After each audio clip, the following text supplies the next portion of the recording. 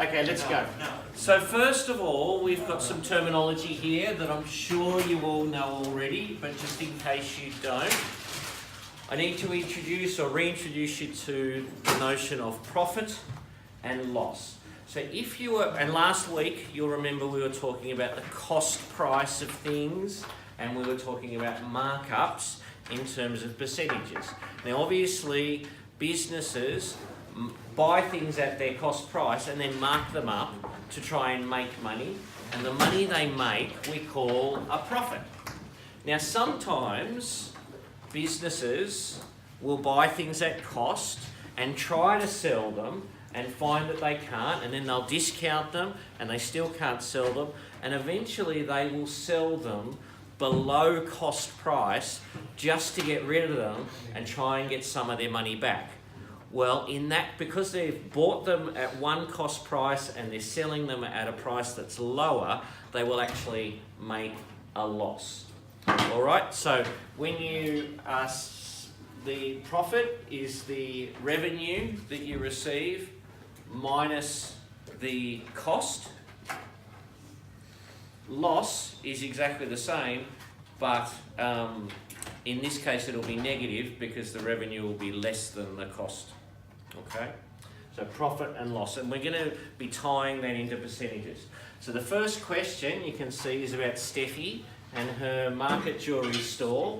So she spends $450 on supplies to make 36 necklaces, and she works on a profit margin of 85%.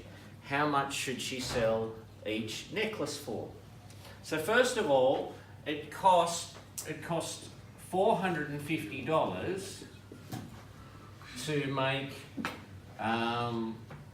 36 necklaces.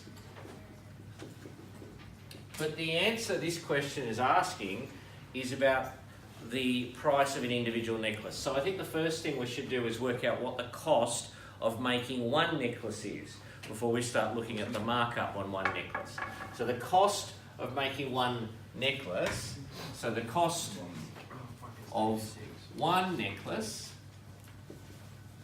is going to be equal to $450 divided by 36.